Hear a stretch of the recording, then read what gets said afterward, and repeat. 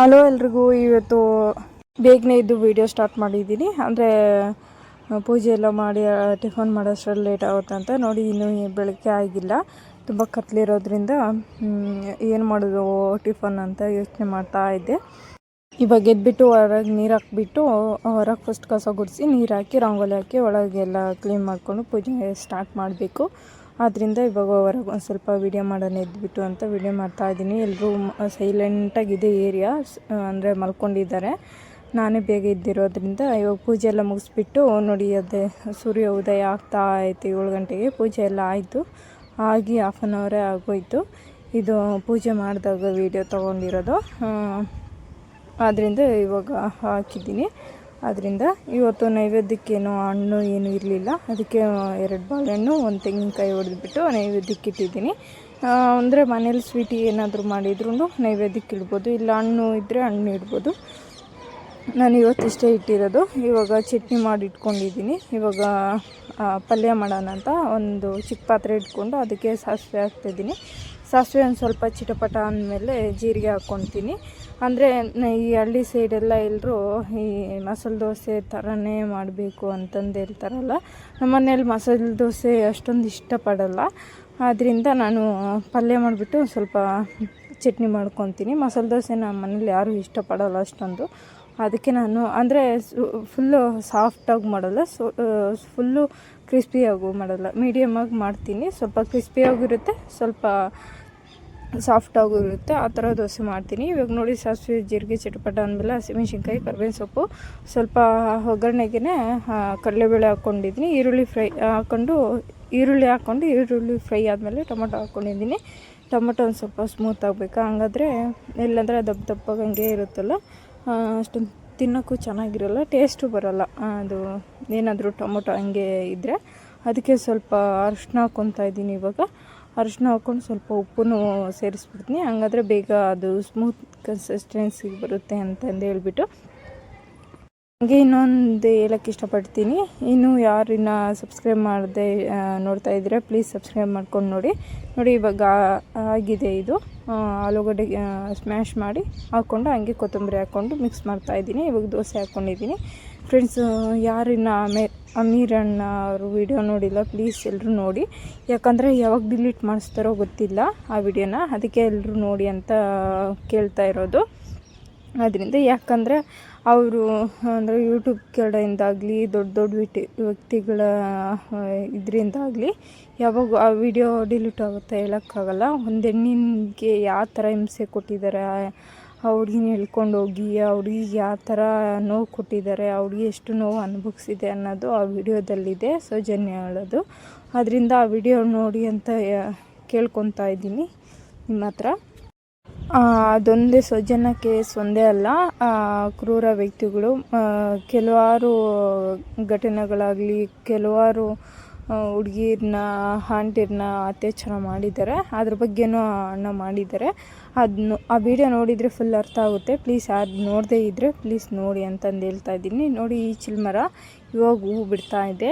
ನಮ್ಮ ಕಡೆಯಲ್ಲೇ ಈಚಲ ಹಣ್ಣು ಅಂದರೆ ನನಗೆ ತುಂಬ ಇಷ್ಟ. ಇವಾಗ ಹಂಗೆ ನಡ್ಕೊಂಡು ಹೋಗ್ತಾ ಇದ್ದೀನಿ.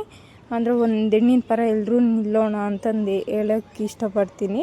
ಅಂದರೆ ಅಲ್ಲಿ ಅಂದರೆ ದೇವಾಲಯದಾಗಲಿ ಕ್ಯಾಸ್ಟ್ದಾಗಲಿ ಅದರಲ್ಲಿ ಇನ್ಕ್ಲೂಡ್ ಆಗಿಲ್ಲ ನನ್ನ ಪ್ರಕಾರ.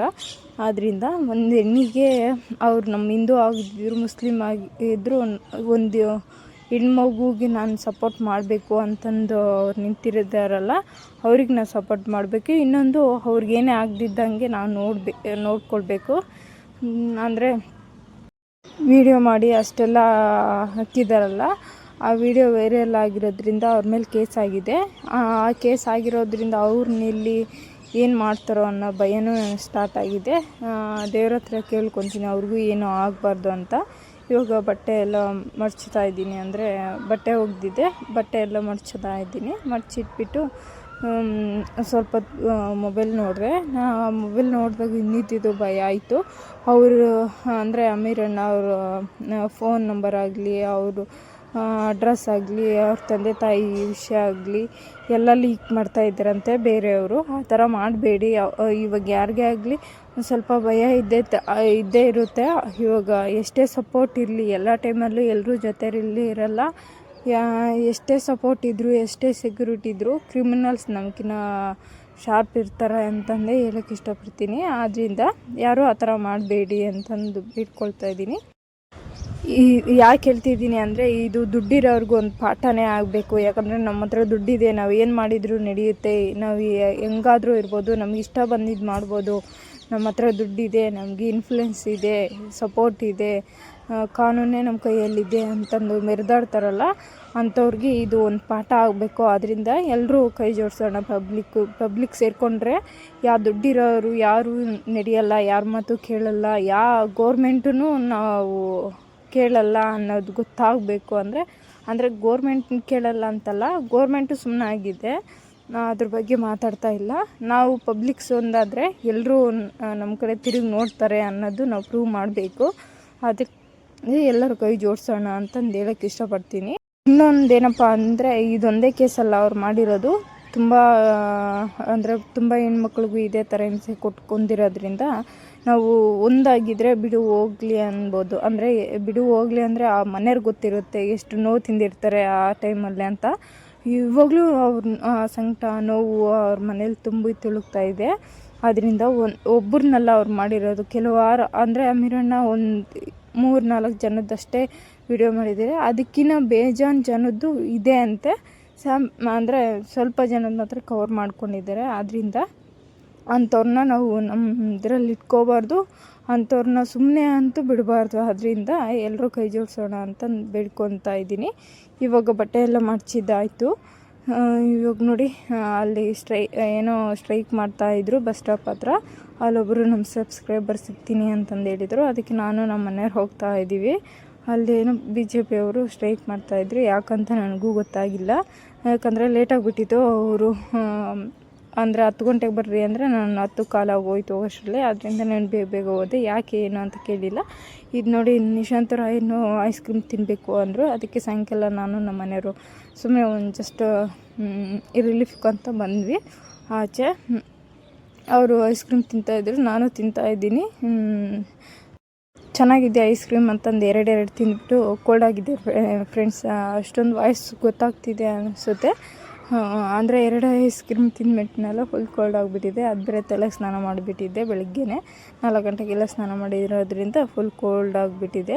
ನಮ್ಮ ಮನೆಯವ್ರು ಅದನ್ನೇ ಹೇಳ್ತಾ ಇದ್ದಾರೆ, ಚೆನ್ನಾಗೈತೆ ಅಂತ. ಚೆನ್ನಾಗೈತೆ, ಕೋಲ್ಡ್ ಆಗುತ್ತೆ, ತಿನ್ನು, ಆಮೇಲೆ ನಿನಗೆ ಬರುತ್ತೆ ನೆಗಡಿ ಅಂತಂದು ಹೇಳ್ತಾಯಿದ್ರು. ಸರಿ ಅಂತಂದು ಹೇಳ್ಬಿಟ್ಟು, ಇದು ಸಾಯಂಕಾಲ ನುಗ್ಗೆಕಾಯಿ ಇತ್ತು, ಸಾಯಂಕಾಲ ಸಾಂಬಾರು ಮಾಡೋಣ ಅಂತ. ನೋಡಿ, ನುಗ್ಗೆಕಾಯಿ ಸಾಂಬಾರು ಮಾಡೋಕ್ಕೆ ಬೇಳೆ, ಜೀರಿಗೆ, ಸಾಸಿವೆ, ಸ್ವಲ್ಪ ಕೊಬ್ಬರಿ ತುರಿ, ಇದು ಬೆಳ್ಳುಳ್ಳಿ, ಟೊಮೊಟೊ 4 ಪೀಸ್ ಮಾಡಿದ್ದೀನಿ, ಕರ್ಬೇವಿನ ಸೊಪ್ಪು, ಈರುಳ್ಳಿ, ಅದು ಮುರಿದಿರೋ ಮೆಣಸಿನ್ಕಾಯಿ, ಸ್ವಲ್ಪ ಇದು ಹುಣಸೆಹಣ್ಣು, ಉಪ್ಪು ಇಷ್ಟು ತೊಗೊಂಡಿದ್ದೀನಿ. ಸಾಂಬಾರು ಪುಡಿ, ಖಾರ ಪುಡಿ ಹಾಗೆ ಮಿಕ್ಸಿಯಲ್ಲಿ ಹಾಕ್ಕೊತೀನಿ. ಅದನ್ನೇನು ತೋರ್ಸೋಕೆ ಹೋಗಿಲ್ಲ. ಇವಾಗ ನೋಡಿ, ಬೇಳೆ ಸ್ವಲ್ಪ ನುಗ್ಗೆಕಾಯಿ ತೊಗೊಂಡಿದ್ನಲ್ಲ, ಒಂದು ವಿಷಲ್ ಬಿಡಲ್ಲ, ಇನ್ನೇನು ವಿಷಲ್ ಸ್ಟಾರ್ಟ್ ಆಗುತ್ತೆ ಅನ್ನೋವಾಗಲೇ ಆಫ್ ಮಾಡ್ತೀನಿ. ಖಾರ, ಉಪ್ಪು ಖಾರ ಅಡ್ಜಸ್ಟ್ಮೆಂಟ್ ಆಗೋಕ್ಕೆ ಒಂದೇ ಒಂದು ಆಲೂಗಡ್ಡೆ ಕೊಯ್ದು ಹಾಕಿದ್ದೀನಿ. ಇವಾಗ ನೋಡಿ, ಜಾರಿಗೆ ಹಾಕ್ಕೊತಾ ಇದ್ದೀನಿ. ಏನೇನು ಹೇಳಿದ್ನೆಲ್ಲ ಅದೆಲ್ಲ ಇವಾಗ ಟೊಮೊಟೊ, ಕೊಬ್ಬರಿ, ಬೆಳ್ಳುಳ್ಳಿ, ಹುಣಸೆಹಣ್ಣು, ಖಾರ ಪುಡಿ, ಸಾಂಬಾರು ಪುಡಿ ಇಷ್ಟು ಹಾಕ್ಕೊಂಡು, ಟೊಮೊಟೊ ಇಷ್ಟು ಹಾಕ್ಕೊಂಡು ರುಬ್ಕೊತೀನಿ, ಪೇಸ್ಟ್ ಮಾಡ್ಕೊತೀನಿ. ಇವಾಗ ಕಡಾಯಿ ಇಟ್ಕೊಂಡು ಅದಕ್ಕೆ ಎಣ್ಣೆ ಹಾಕ್ಕೊಂಡಿದ್ದೀನಿ. ಎಣ್ಣೆ ಕಾದ ತಕ್ಷಣ ಅದಕ್ಕೆ ಸ್ವಲ್ಪ ಸಾಸಿವೆ ಹಾಕ್ಕೊತಾ ಇದ್ದೀನಿ. ಸಾಸಿವೆ ಒಂದು ಸ್ವಲ್ಪ ಚಿಟಪಟ ಆದಮೇಲೆ ಜೀರಿಗೆ ಹಾಕ್ಕೊತಾ ಇದ್ದೀನಿ. ಜೀರಿಗೆ ಸ್ವಲ್ಪ ಆದಮೇಲೆ ಈರುಳ್ಳಿ ಹಾಕ್ಕೊಂಡು ಕರಿಬೇವಿನ ಸೊಪ್ಪು ಹಾಕ್ಕೊತಾ ಇದ್ದೀನಿ. ಒಣಗಿದ ಮೆಣಸಿನ್ಕಾಯಿನೂ ಹಾಕ್ಕೊಂಡು ಅವೆರಡನ್ನೂ ಫ್ರೈ ಮಾಡ್ಕೊತೀನಿ. ಅದು ಚೆನ್ನಾಗಿ ಫ್ರೈ ಆದಮೇಲೆ ಏನು ಪೇಸ್ಟ್ ಮಾಡ್ಕೊಂಡಿರ್ತೀವ ಅದು ರುಬ್ಕೊಂಡಿರ್ತೀವೋ ಮಿಕ್ಸಿಯಲ್ಲಿ, ಅದನ್ನ ಹಾಕ್ಕೊತೀನಿ. ಅದನ್ನ ಹಾಕ್ಕೊಂಡು ಸ್ವಲ್ಪ ನೀರು ಹಾಕ್ಕೊಂಡು ಹಾಗೆ ಏನು ನಾವು ಬೇಯಿಸಿದ್ವಿ ತರಕಾರಿನ ಅದನ್ನೂ ಹಾಕ್ಕೊಂಡಿದ್ದೀನಿ. ಅದನ್ನೂ ಹಾಕ್ಕೊಂಡು ಇವಾಗ ಮುದ್ದೆ ಇಟ್ಟಿದ್ದೀನಿ. ಮುದ್ದೆಗೆ ಇಷ್ಟೇ ಫ್ರೆಂಡ್ಸ್, ಇಲ್ಲಿಗೆ ಎಂಡ್ ಮಾಡ್ತಿದ್ದೀನಿ. ಪ್ಲೀಸ್ ಅಮೀರಣ್ಣ ವಿಡಿಯೋ ನೋಡಿ ಎಲ್ಲರೂ ಕೈ ಜೋಡಿಸೋಣ ಸೌಜನ್ಯ ಪರ. Thank you for watching. ಇಲ್ಲಿಗೆ ಎಂಡ್ ಮಾಡ್ತಾಯಿದ್ದೀನಿ. ಈ ವಿಡಿಯೋ ಇಷ್ಟ ಆದರೆ ಒಂದು ಲೈಕ್ ಮಾಡಿ, ಹಾಗೆ ಯಾರು ಈ ವಿಡಿಯೋ ನೋಡ್ತಾ ಇದ್ದೀರಾ ಪ್ಲೀಸ್ ಸಬ್ಸ್ಕ್ರೈಬ್ ಮಾಡ್ಕೊಂಡು ನೋಡಿ. ಇಲ್ಲಿಗೆ ಎಂಡ್ ಮಾಡ್ತಿದ್ದೀನಿ. Bye. Thank you for watching. ನಾಳೆ ಒಳ್ಳೆ ವ್ಲಾಗ್ ಮುಖಾಂತರ ಸಿಗೋಣ. ಬಾಯ್.